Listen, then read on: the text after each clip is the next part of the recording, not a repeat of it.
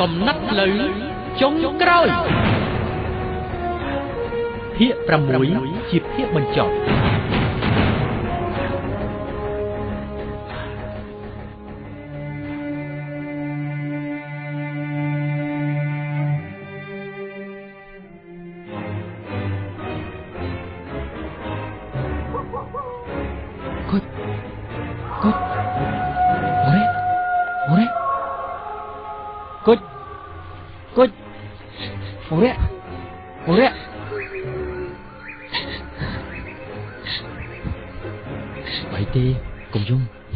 យើងគង់ទៅរកឃើញពួកគេទេប្រហែលជាមិនវិញគ្នាពេលរត់គេចពីសម្រាប់ជើងពួកធានមិញហើយយើងដើរច្រើនថ្ងៃហើយអត់ជួបភូមិអ្នកសុកសោះហើយយើងមកដល់ណាហើយបងសុងបងក៏មិនដឹងដែរផែនទីនៅបំរាក់នោះចុះបើយើងហៅពួកគេអត់ឃើញយើងមិនត្រូវចោលឆ្អឹងនៅទីនេះទេអីបង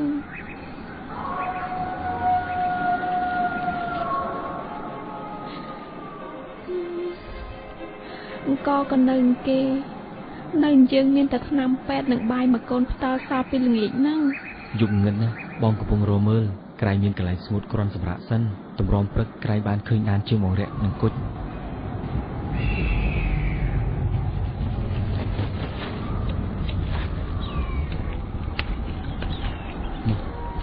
តែប៉ុណ្ណេះលែងសូវរំលាយទៅដេកខ្លួនផ្អែកគល់ឈើនេះសិនមកចេះមានឈើស្ងួតគ្រាន់នឹងដុតកម្ដៅទឹកមានគេឃើញយើងទៅបងព្រៃនេះជ្រៅណាស់មិនមានគេឆ្លងកាត់ទេតោះថ្មីចូលកម្លាំងសិនទៅបងចាំមើលផ្លូវឲ្យមក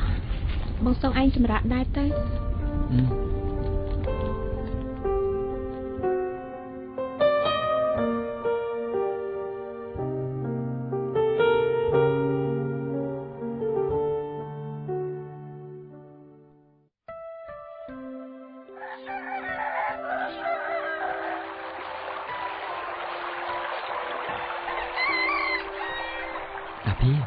លឺទឹកធ្លាក់ទេលឺតិចយើងមកដល់កម្រៀងហើយឯបងទេតែបើមានអូសង្ស័យតែមេឃភ្លៀងទៀតឥឡូវហើយបងសង្ស័យតែយើងមកក្បែរព្រំដែនថៃហើយទេដាភីមែនទេបងបងឯងមកដាភីមកចូលទីនេះមកគ្រប់ព្រៃតែក្រហមភ្លៀងហ្មងសង្ស័យតែមានភូមិគេនៅក្បែរនេះទេនេះស្បូវសម្រាប់គ្រាន់បានស្បូវតិចអូតិចណាមកអូនចូលចូលសិនអាបងលាយបាយស៊ីត្មងទៅឃ្លានណាស់វើយអើយតិចណាមកស៊ីបាយអីហេនាងនោះពួកឯងមកពីណាមកចុកលៀងកន្លែងផងខ្ញុំក្មួយខ្ទមនេះគាត់ក្មួយហ្នឹងហើយពួកឯងឃើញអាបងខ្ញុំកាត់ព្រៃទៅគេចុះពួកឯងមកពីណាពូមកពីឆ្ងាយណាឆ្ងាយដល់ណាទៅអើអូនស៊ីបាយទៅកុំធ្វើច្រើនពេកឲ្យពូនឹងនេះសុំជ្រោកផងនៅក្មួយចូលក៏ចូលទៅមានតែគេខាត់អីបាយទៅទឹកអស់ហើយម៉ែឬបាយទៅទឹកអស់ហើយហើយមិនលែងស៊ីអីអត់ស៊ីមួយទឹកលៀងវិញវើសុបាយជាងអាអូនចាំផងមកលឿនមកគាត់របស់យកនេះវើយឲ្យឯងឈរកាន់បាយវិញអញ្ចឹងទៅក្មួយពូសុំបាយទៅទឹកនឹងហូបបានទេបាយនេះអីពួកឯងយកក៏យកទៅខ្ញុំទៅទុកមើលអីខ្ញុំណែពួកនេះមិនអត់ឃ្លានដូចអ្នកក្នុងសោះតើនេះជាតំបន់ណាបើរត់មកដល់ដីសៀមហើយមិនក៏មានក្មេងនិយាយខ្មែរណាតែងាកនេះពួកឯងយកទៅអូអរគុណឯក្មួយអូពូផ្លេចស្រុកនេះឈ្មោះស្រុកអីដែរក្មួយពួកឯងក៏បៃលិនទេបៃលិនចុះសុកសៀមនៅចិត្តនេះហ៎មីងឯងមកពីស្រុកណាចង់ទៅស្រុកសៀមមកតាមនេះមិនត្រូវចុះទៅតាមណាវិញទៅក្មួយទៅតាមផ្លូវភ្នំតាងុកពួកឯងទៅតាមផ្លូវនេះទៅចាក់ទៅជើងហើយមានផ្លូវអទេសមួយពោះទៅលិចកាត់ព្រៃនេះទៅពួកឯងឃើញស្ទឹងមួយពួកឯងហើយឆ្លងស្ទឹងនឹងទៅបានទៅដល់ស្រុកសៀមមិនក៏ស្គាល់ច្បាស់ម៉េចខ្ញុំទៅមើលពុកខ្ញុំសញ្ញឹកហ្នឹងថៃក៏មិនចំណាំហើយចុះលើសូទឹកធ្លាក់នេះក្មួយអូតប្រាំងទឹកអូតប្រាំងហ្នឹងណារនងសូមស្បើមាត់អូតាប្រាំងពេលណាភ្លៀងបងមិនអូ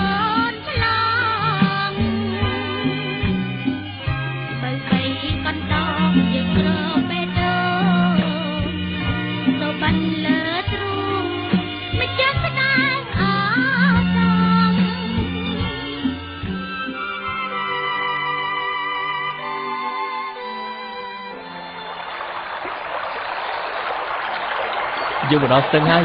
dương một đo lại នៅមកខាងស្ទឹងខាងនោះគឺសុកសៀមមែនទេបង ប្រកាសហើយយើងមកដល់ព្រំដែនហើយ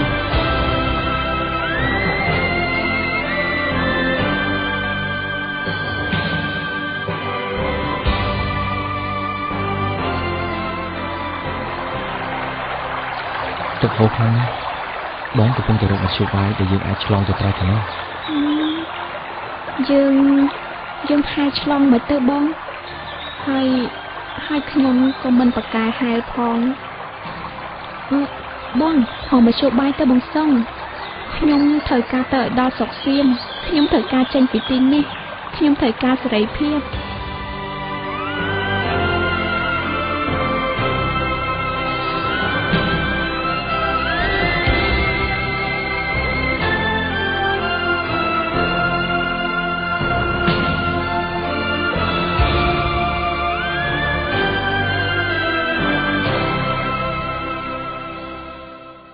នៅខែធ្នូឆ្នាំ 1978 កងទ័ពស្ម័គ្រចិត្តវៀតណាមប្រមាណ 170,000 នាក់បានចូលមកដល់ប្រទេសកម្ពុជាតាមតំបន់ខ្ពង់រាបឆ្ពោះមកកាន់ខេត្តរតនគិរីស្ទឹងត្រែងក្រចេះទីកន្លែងដែលវិទ្យុហាណូយផ្សព្វផ្សាយថាបានកើតឡើងនៅរណសេរីមួយឈ្មោះថារណសេរីសាមគ្គីសង្គ្រោះជាតិកម្ពុជា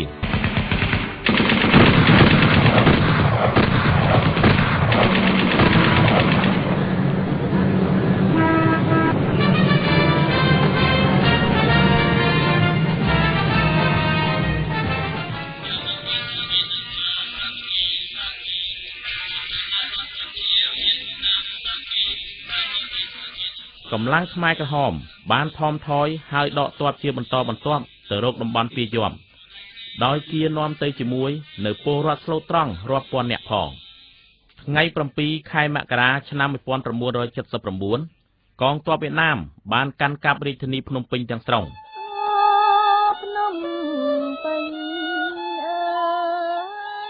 ប្រទេសកម្ពុជាបានត្រូវកែប្រែទៅជារបបសាធារណរដ្ឋប្រជាមានិតនៅត្រឹមថ្ងៃទី 11 ខែមករាឆ្នាំ 1979 ទោះបីជារបបកម្ពុជាប្រជាធិបតេយ្យបានដួលរលំទៅ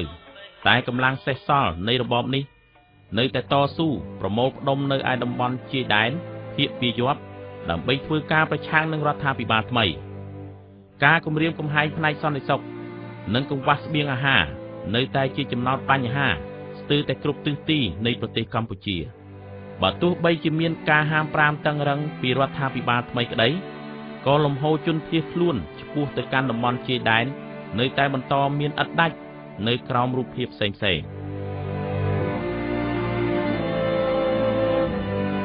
ប្រទេសថៃខែកុម្ភៈឆ្នាំ 1979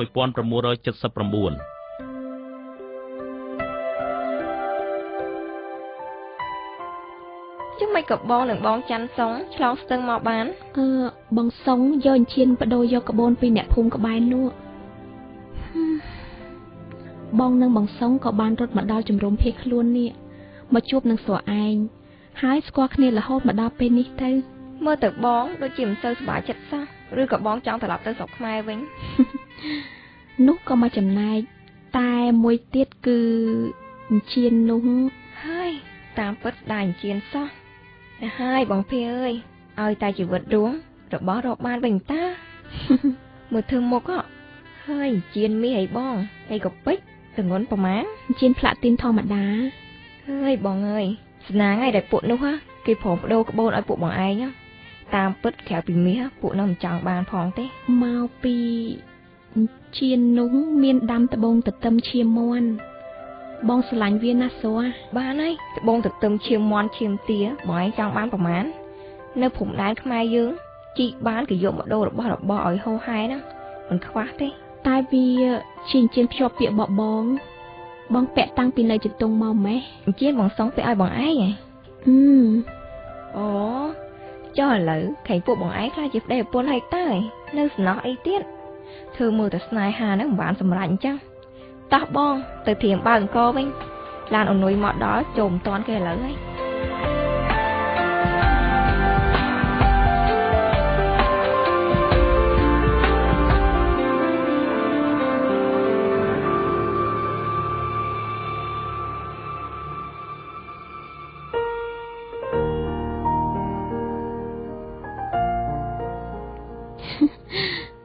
គេនៅតែច្រឡំថាយើងជាប្តីប្រពន្ធនឹងគ្នា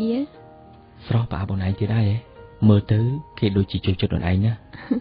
មកពីគេចង់ដឹងរឿងផនពួកយើងហ្នឹងណាហើយអូនអាសានិយាយឲ្យគេស្ដាប់សោះជាក្មេងល្អណាស់ បងក៏នឹកដល់ចន្ទសែនពេលដែលឃើញគេពេលជួបអូននៅខ្នះរមៀអូនប្រាប់បងពីរឿងជូរចត់របស់សមាជិកគ្រួសារយើងម្នាក់បងសឹងតែលែងស្រឡាញ់ជីវិតទៅហើយណាមួយពួកយោធាកងជាមួយគ្នាក៏ខ្សឹបប្រាប់ពីរឿងដែលអង្គការលើបោះសម្អាតខ្មាំងបង្កប់ក្នុងជួរបដិវត្តមនុស្សស្លាប់បន្តគ្នាបងក៏ដឹងថា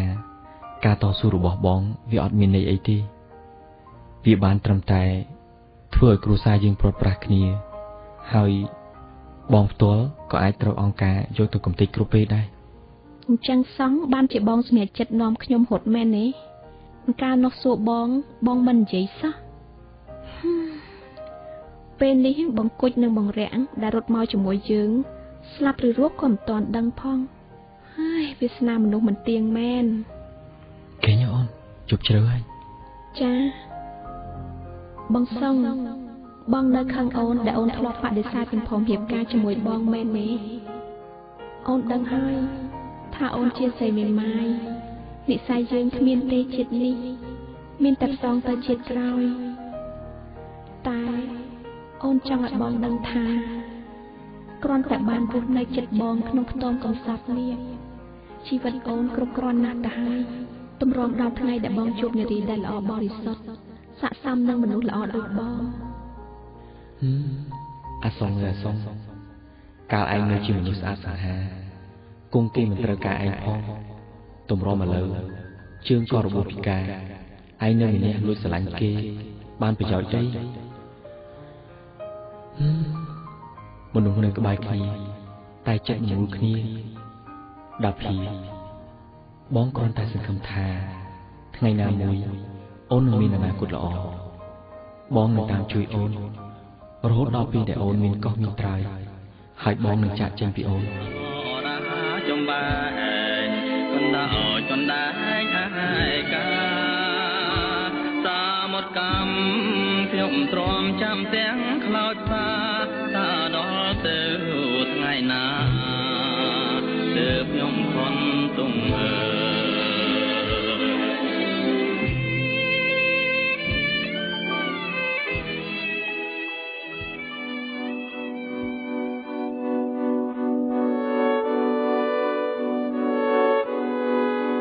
កម្លាំងខ្មែរក្រហមដែលនៅសេសសល់ដឹកនាំដោយប៉ុល ពត នួនជា សុនសេន អៀងសារី ខៀវសំផន តាមុកនៅតែបន្តការតស៊ូប្រឆាំងនឹងរដ្ឋាភិបាលថ្មីនៅតំបន់ពាយ័ព្យរួមមានប៉ៃលិន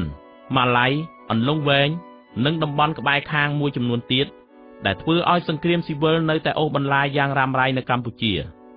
នយោបាយគាំពារជនភៀសខ្លួនរបស់អង្គការសហប្រជាជាតិតាមរយៈ UNHCR បានក្លាយជាក្តីសង្ឃឹមថ្មីរបស់ជនភៀសខ្លួនកម្ពុជារាប់ម៉ឺននាក់នៅតាមជំរំប្រមូលផ្ដុំនានារួមមានជំរំនងច័ន្ទ ខាអ៊ីដាង សាយអេ សាយធូ សាយប៊ីឡានៅត្រឹមដើមឆ្នាំ 1982 ជនភៀសសឹកខ្មែរប្រមាណជាង 10000 គ្រួសារបានត្រូវបញ្ជូនបន្តទៅកាន់ប្រទេសទី 3 រួមមានសហរដ្ឋអាមេរិក បារាំង ញូហ្សេឡង់ កាណាដា ណ័រវេស និងប្រទេសអភិវឌ្ឍន៍មួយចំនួនទៀត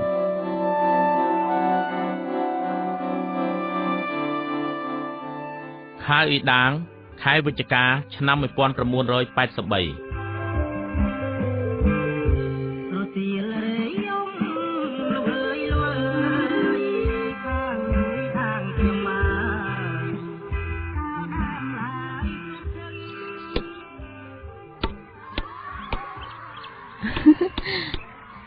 ំហ្នឹង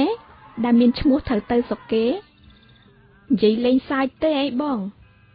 ប្អូនខ្ញុំស្លាប់គ្មានសោម្នាក់ផងមានពីណាគេមកធានាខ្ញុំទៅរឿងនេះសំខាន់ណាស់ពួកខ្ញុំអត់និយាយលេងទេបងអូននេះអញ្ជីឈ្មោះហើយនេះឈ្មោះអ្នកធានាមើលបងភាខេបានទៅសុកគេមែនណាណាអញ្ចឹងនេះឈ្មោះបងអូនមែនអីមែនសុនសូដាភាមែនទេឈ្មោះខ្ញុំមែនមិនអញ្ចឹងពីណាធានាខ្ញុំណោះចុះបងអូនស្គាល់ឈ្មោះនេះហ៎ឃ្លាំងកុលាប ហ៎ម៉ាអ៊ំ ប្អូនស្គាល់អ្នកស្រីកុលាបទេ បងសង្ឃ មិនហ្នឹង ម៉ាអ៊ំនៅរស់ម៉ាអ៊ំនៅរស់ ស្រែកមើលតែកូនក្មេង បងសង្ឃមកនេះបងសង្ឃ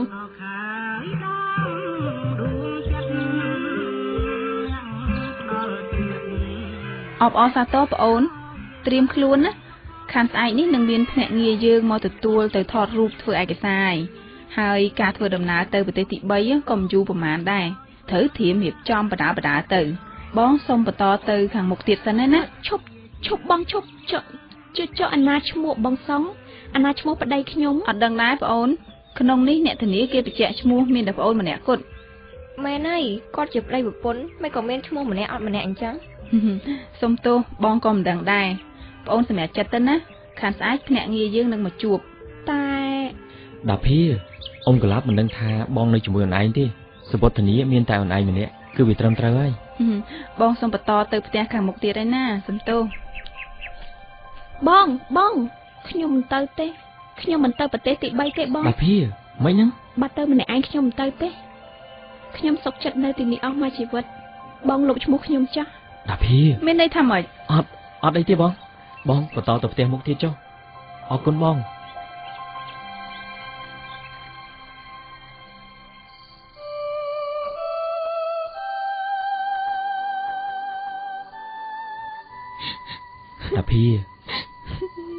តាភីគេម្នាក់គេអតែជាប់ឈ្មោះទៅប្រទេសទី3ខកអីតែម្នាក់ឯង តាមពិតបងសុំសប្បាយណាស់ដែលខ្ញុំចេញផុតពីការទទួលខុសត្រូវរបស់គាត់ ណែតាភី មិនក៏បងឯងចេះតែចង់ឲ្យខ្ញុំទៅឆ្ងាយអញ្ចឹងបងឯងក៏ឃើញដែរថាខ្ញុំនៅសល់តែបងឯងម្នាក់ទៀតទេ តែពេលទៅដល់ញូហ្សេឡង់អូនឯងបានជួបម្ដាយធំហើយអូនឯងគិតមើលតស៊ូនៅជំរំនេះវាមានអនាគតអីទៅយើងលំបាកមិនខ្លះអូនឯងមិនតន់ចាស់ចំទេ ចុះបើអញ្ចឹងមិនក៏បងសុំឯងចង់នៅ ព្រោះបងត្រូវត្រង់ចាំសិនតម្រុំអូនឯងត្រឡប់មកធានាបងទៅ បងគិតអញ្ចឹងហ៎ ចុះធ្វើម៉េចបើឥឡូវទៅជាមួយគ្នាមិនបានបងមានត្រង់ចាំអូនសំខាន់ណាអូនឯងត្រូវតែចេញឲ្យបានមុនម្នាក់សិន ចុះបងឯងមិនខ្លាចខ្ញុំមិនត្រឡប់មកធានាបងឯងទេ បងឯងសាច់ធ្វើអីប្រាប់ភ្លាមខ្ញុំមិនសុខចិត្តទេ ដោយកូនក្មេងអញ្ចឹងអូនឯងនេះគេទៅយប់ហើយ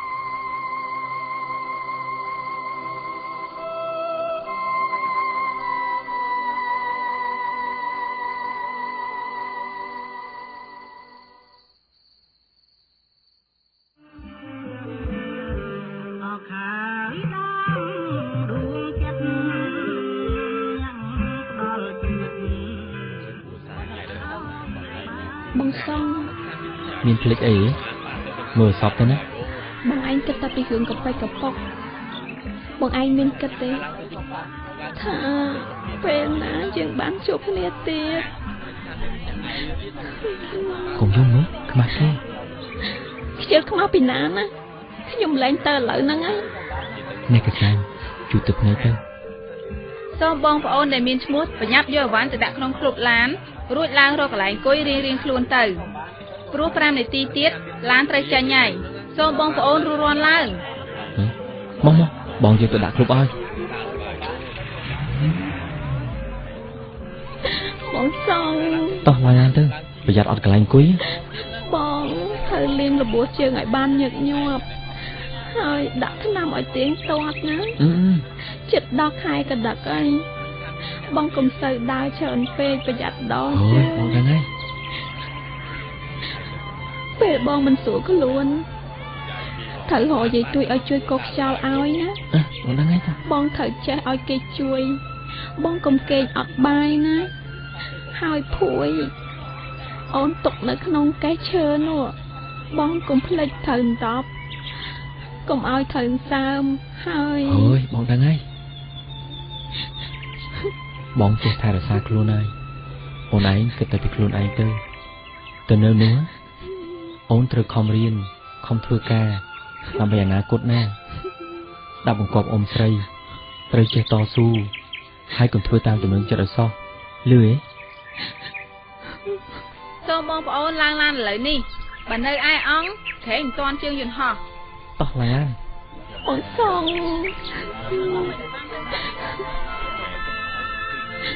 បងត្រូវចាំខ្ញុំនឹងត្រឡប់មកវិញបងត្រូវចាំខ្ញុំណាបងសង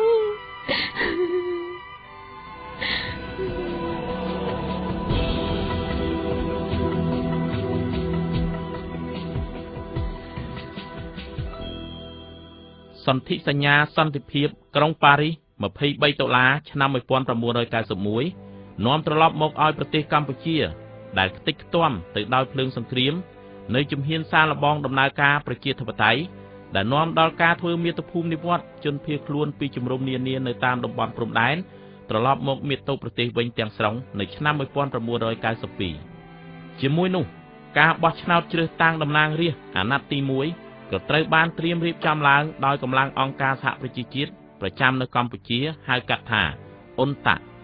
ដោយមានគណៈបកនយោបាយជាច្រើនចូលរួមលើកលែងតែក្រុមខ្មែរក្រហមដែលធ្វើពហិការមិនចូលរួមក្នុងដំណើរការនោះហើយបន្តសកម្មភាពជាក្រុមប្រឆាំងដោយពុំមានការគាំទ្រពីអន្តរជាតិ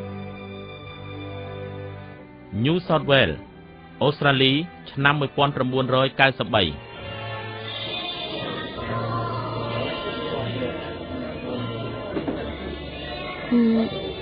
ខ្ញុំគិតថាខ្ញុំគួរតែដល់ពេលត្រឡប់ទៅស្រុកខ្មែរហើយម៉ែអ៊ំ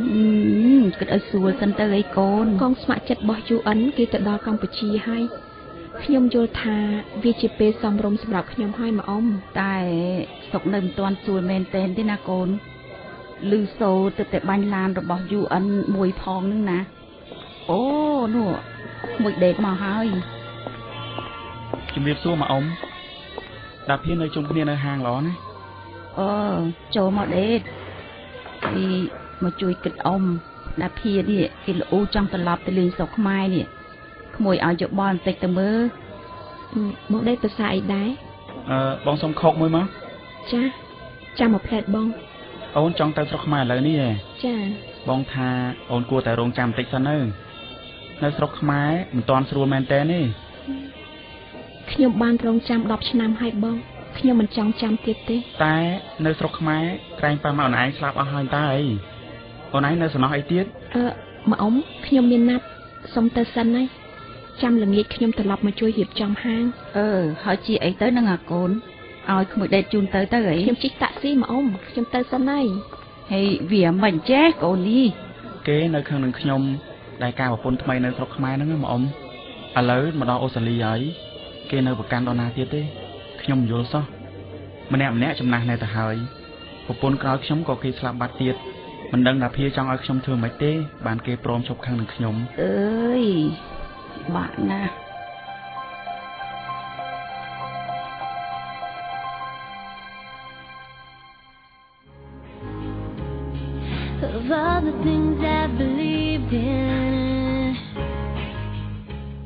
បងថាឯងគួរតែសម្លឹងមើលអំពើល្អរបស់ដេតផងទៅអាភាគេប្រឹងតាមឯងតាំងពីញូហ្សេឡង់រហូតដល់អូស្ត្រាលីនេះឯងល្មមឈប់ខឹងនឹងគេទៅទោះបីជាយ៉ាងណាក៏យើងធ្លាប់ជាប្តីប្រពន្ធនឹងគ្នាដែរពីណាប្រាប់បងថាខ្ញុំខឹងនឹងគាត់បើអញ្ចឹងមិនក៏មិនឆាប់ត្រូវហៅគ្នាវិញទៅរៀបការម្ដងទៀតទៅចុះអេតាស៊ីវិលថ្មីក៏ល្អដែរនៅចាំអីទៀតណែអាភាចាត់ទុកថាមាននិស័យហើយណាដែលយើងបានជួបគ្នានៅស្រុកគេនេះគិតទៅមើលមិនងាយមានទេបងបើឯងព្រមត្រូវជាមួយដេតវិញព្រោះខាងប្រុសគេតាមមកអង្វរឯងយូរហើយអួយពិបាកភ្នែកណាស់ស្នេហាខ្ញុំនឹងមកដេតចាប់ទៅយូរហើយវាលែងរស់ឡើងវិញហើយបងកុំយល់ខុសទៀតអីថាម៉េចអញ្ចឹងហើយមិនក៏គេចេះតែមកតាមអាភាឯងស្អិតយ៉ាងនេះនឹងជារឿងរបស់គាត់តែខ្ញុំណែអាភាចំណាស់នេះហើយកុំធ្វើចរិតដូចក្មេងតែមិនធំមួយថ្ងៃនោះភាឯងខឹងអីក៏បានយូរម៉េះប្រពន្ធក្រោយគេក៏ស្លាប់យូរដែរហើយរូបប្រហែលដេតហ្នឹងមិនខ្វះស្រីនៅអូស្ត្រាលីគេចង់បានជាគូទេតែគ្នានៅស្មោះរងចាំឯងព្រោះសំណោះនិស័យប្តីប្រពន្ធដែលធ្លាប់មានជាមួយគ្នាហ្នឹងណាហើយឯងហ្នឹងនៅចិញ្ចឹមចិត្តគុំគួនរឿងចាំងមានន័យអីទៀតណាអាភាណែហើយសាច់អីឯងសាច់ហ្នឹងក៏ឈឺបងឯងមើលខ្លួនឯងផងណែមិនមែននៅចំនួន75ជីពេសេណា ចេះធ្វើងងឲ្យគេអង្វរទៅកាបី បងម៉ារីខ្ញុំគ្មានងក់គ្មានងគ្មានខឹងសបាពីណាទៀតទេតែរឿងបងដេតជាមួយខ្ញុំវាចប់មែនចិត្តខ្ញុំលែងមានស្មាល់គាត់យូរហើយលែងមានហើយបងនិស័យប្តីប្រពន្ធអីបើគុំតបងរំលឹកខ្ញុំសឹងតែភ្លេចទៅហើយថាខ្ញុំធ្លាប់រៀបការជាមួយគាត់បើបងមានឱកាសប្រាប់បងដេតផងថាកុំឲ្យគាត់ចាំខ្ញុំអីខ្ញុំមិនត្រឡប់ក្រោយទេបងស្គាល់ចរិតខ្ញុំស្រាប់ហើយខ្ញុំមិនចូលចិត្តទេអារឿងនិយាយលេងណែកុំប្រាប់បងណាថាឯងនឹងជាប់ចិត្តលើនាយអូសាលីចំមោះសួយដែលអាសាឡើងចុះមកជូនបាច់ផ្កានៅហាងណានៅទីនេះវាសេរីមែនតែបងសុំជំទាស់បងមិនចូលចិត្តទេពួកចំមោះសួយណាវប្បធម៌គេនឹងយើងវាខុសពីគ្នាឥឡូវខ្ញុំបន់ឲ្យតែបានទៅស្រុកខ្មែរឆាប់ផងទេស្រុកមានសន្តិភាពហើយស្រុកខ្មែរកំពុងរងចាំខ្ញុំណាបងថាម៉េចស្រុកខ្មែរហ្នឹងហ៎ស្រណងចោមស្បូវមាត់អូតាប្រាំងពេលណាភ្លៀងបងមិនអូនឆ្លងបើបីកន្តងយើងក្របេតោទៅបាញ់លើទ្រូងមិនចាំស្ដាយនៅមិនតាន់គេងទេអីកូននៅទេម៉ាអ៊ំហេនៅស្រុកខ្មែរស្វីតទេមិនក៏មកដល់អូសាលីមកស្ងួតម៉េះខេងចង់ទៅណាអី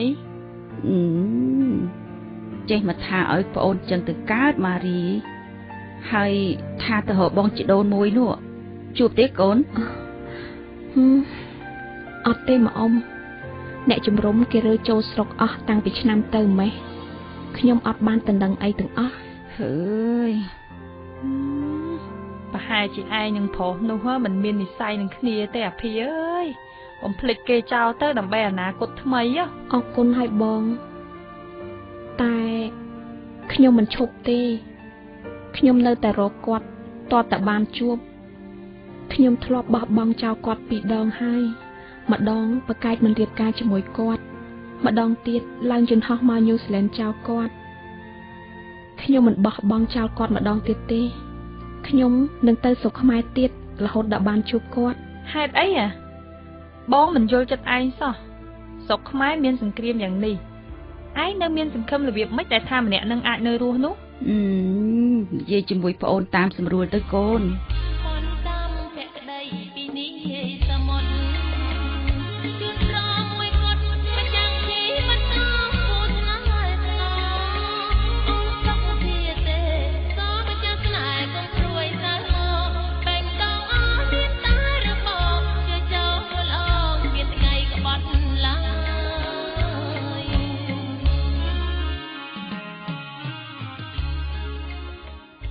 នៅឆ្នាំ1996កម្លាំងខ្មែរក្រហមនៅតំបន់ប៉ៃលិនបានធ្វើសមាហរណកម្មជាមួយរដ្ឋាភិបាលក្រុងភ្នំពេញក្រោមនយោបាយឈ្នះឈ្នះដែលជាជំហានឆ្ពោះទៅបញ្ចប់ការបង្ហូរឈាមដោយសង្គ្រាមស៊ីវិលនៅកម្ពុជាការគំរាមដោយចុងអាវុធបានរំលងផុតទៅតែបន្សល់នៅសង្គ្រាមថ្មីគឺភាពក្រីក្រនិងគ្រាប់មីនទោះបីយ៉ាងណាសមរភូមិប៉ៃលិនបានកែប្រែមុខមាត់ថ្មីคล้ายទៅជាគោលដៅរបស់អ្នកចំណូលថ្មីនិងក្រុមអាជីវករកសិករនានាដែលធ្វើឲ្យក្រុងនេះមានភាពស្រស់បំព្រងឡើងវិញជាបន្តបន្ទាប់ប៉ាហ៊ីប៉ៃលិនខែកក្កដាឆ្នាំ1997ប៉ាហ៊ីលិននឹងហើយជាក្តីជីវិតក៏យើងបងចិត្តមកអូតប្រាំង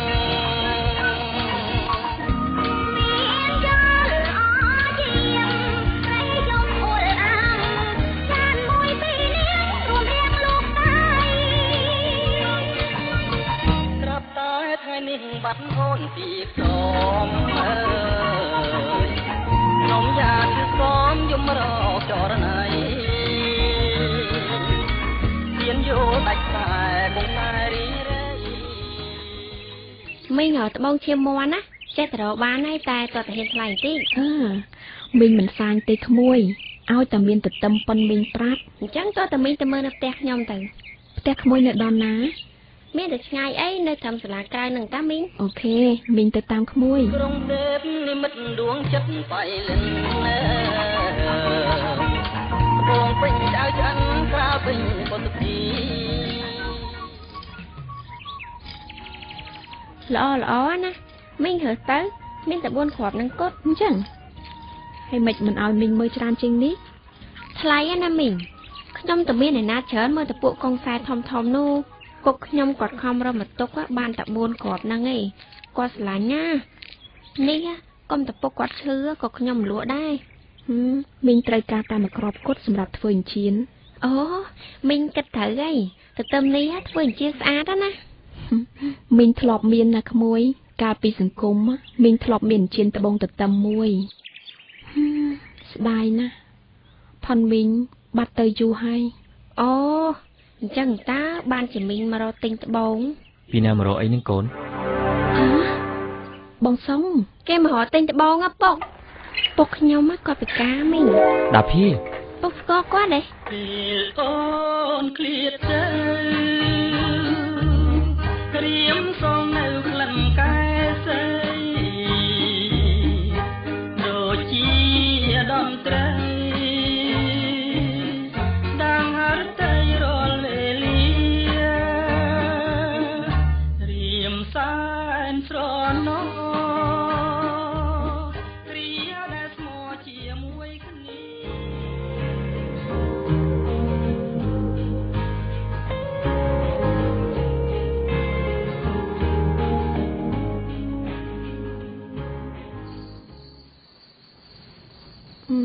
យប់នេះខ្យល់ត្រជាក់ណាស់ចាំបងឲ្យស្រីម៉ៅបំពក់ភ្លើងឲ្យកុំអីគេកេងលក់ហើយគេជាក្មេងឆ្លាតគួរឲ្យស្រឡាញ់ណាគេគួរឲ្យអាណិតត្រូវជាងពុកម្ដាយគេស្លាប់ចោលតាំងពី 4-5 ឆ្នាំមុនម្លេះបងពិការហើយឆ្លៀតជួយចិញ្ចឹមក្មេងស្រីម្នាក់ទៀតពុកម្ដាយគេធ្លាប់ជួយបងច្រើនណាស់ហើយបងក៏គ្មានញាតិណាទៀតដែរជើងបងយ៉ាងម៉េចហើយបងដល់ថ្នាក់ជាអទេសរុញហើយនេះគួរតែទៅឲ្យពេទ្យវះកាត់យកអំបែងគ្រាប់ចេញទៅហើយបងប្រុងទៅដែរតែចាំតិចទៀតព្រោះមិនទាន់វាកងបងជាប់រៀនសិស្សអូនឯងដឹងទេយើងទើបតែសមារណកម្មយើងមានការងារច្រើនណាស់ក្មេងៗត្រូវការសម្រុករៀនឲ្យទាន់កម្មវិធីសិក្សារបស់រដ្ឋហើយក៏ត្រូវការគ្រូដែរបងនៅតែដដែលគិតតែពីអ្នកដទៃពេលណាបងគិតពីខ្លួនឯងខ្លះ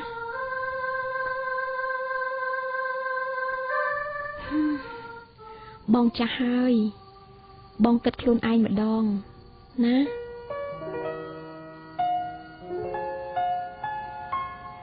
យើងទៅរស់នៅអូស្ត្រាលី3នាក់ណាបងកសាងជីវិតថ្មីបានទេបងសុងស្រុកគេមិនសមនឹងបងទេតាភីបងសប្បាយចិត្តនឹងរស់នៅទីនេះជាងបងចាស់ហើយយើងក៏ឈឺបងចូលចិត្តរស់នៅរបៀបសាមញ្ញជាងធ្វើអីដែលអាចជួយដល់ជាតិបានជាតិបងនិយាយពាក្យនេះសឹងអស់មួយជីវិតទៅហើយទីបំផុតបងនៅសល់អីឪពុកម្ដាយស្លាប់ក៏មិនបានតន់ទាំងហើមប្អូនស្រីតែមួយក៏ជួយមិនបានជីវិតបងនៅសល់អីខ្លះខែតាពីអានរបួសជើងមិនចេះជានេះអ្នកតស៊ូជំនាន់បងឯងខ្លាំងគេឡើងធំដល់ហើយគេមានបាននៅវេទនាប្រហែលបងឯងទេសើចបានត្រឹមតែសើចណាចុះឲ្យបងថាមិនវិញទៅបងសុងខ្ញុំមិនឲ្យបងឯងធ្វើតាមចិត្តទៀតទេកំណត់ផ្លូវចុងក្រោយនៃជីវិតរបស់បងទុកឲ្យខ្ញុំជាអ្នកចាត់ចែងម្ដងបងត្រូវគិតពីខ្លួនឯងវិញម្ដងទៅបងកុំម្នះទៀត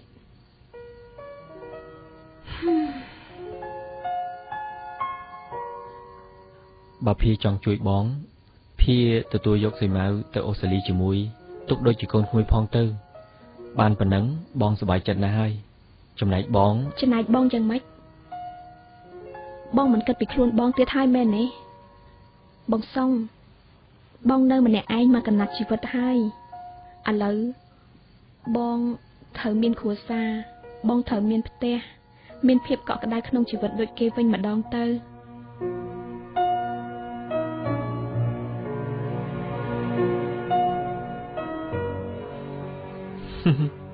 ដូចបងនេះអាចដែរភា អាចព្រោះបងនៅមានខ្ញុំណាបងសុងអញ្ជើញភ្ជាប់ពាក្យរបស់យើងបងដូរជាមួយកបូនសម្រាប់ឆ្លងស្ទឹងបាត់ទៅហើយមែនតែបងនៅមានកទឹមច្រើនទៀតមែនទេបងធ្វើអញ្ជើញត្បូងទទឹមឲ្យអូនមួយទៀតមកណាបងសុង អូនព្រមយកហ៎ ចាព្រមអូនព្រមជានិច្ចសម្រាប់បងសុងហើយអូនក៏ដឹងថាបងសុងគិតដូចអូនដែរបានជាបងសុងខំប្រមូលទទឹមមកទុកមែនទេបងគ្រាន់តែសម័យថាបងអាចបានពាក់អញ្ជើញភ្ជាប់ពាក្យនោះឲ្យវាសាជាថ្មីតែលើកនេះជាអញ្ជើញហៀបការបានទេបងសុងតែបងចាស់ហើយណាភាបងចាស់ហើយជើងក៏ពិការទៀតតែបងសុងនៅតែជាបងសុងមនុស្សដែលល្អជាមួយខ្ញុំគ្រប់ពេលមិនថាពេលណាមិនថាពេលវេលាកន្លងយូរទៅប៉ុណ្ណាអូនត្រៀមខ្លួនសម្រាប់រស់នៅចិត្តបងសុងពេញមកកំណត់ផ្លូវនៃជីវិតនេះមិនបែកទៅណាទៀតទេបងសុងពេញចិត្តកន្លែងណាអូននឹងនៅទីនោះបងពេញចិត្តរស់នៅកន្លែងណាដែលមានអូនអោខែត្បូងពេញខ្ញុំមិនភ្លេចទេមានយល់គុំជេថាខ្ញុំបែកបាក់លក្ខខណ្ឌវិទ្យុរឿងកំណត់ផ្លូវចុងក្រោយចប់ដោយបរិបូរណ៍ល្ខោនវិទ្យុនេះនិពន្ធដោយអ្នកនាងម៉ៃសុនសុធារីដឹកនាំសម្ដែងដោយលោកដួងសុគាបច្ចេកទេសសម្លេងនិងបញ្ចូលបទភ្លេងដោយលោកអៀវវឌ្ឍនាទីប្រឹក្សាផលិតលោកស្រីជាសុនដាណែតរក្សាសិទ្ធិដោយវិទ្យុ FM 102មណ្ឌលព័ត៌មានស្ត្រីកម្ពុជាឆ្នាំ2008សូមថ្លែងអំណរគុណលោកសាស្ត្រាចារ្យឌៀបសុផលអ្នកនិពន្ធសៀវភៅកម្ពុជាប្រជាធិបតេយ្យលោកហ្វ្រង់ស៊័រ ប៉ុងសូសៀវភៅកម្ពុជាឆ្នាំ0លោកវិស្វករអ៊ុំសម្បត្តិសៀវភៅអ្នកទោសវណ្ណៈលោករីនណាលីសាស្ត្រាចារ្យគណិតវិទ្យាទីក្រុងស៊ីដនីរដ្ឋ New South Wales ប្រទេសអូស្ត្រាលី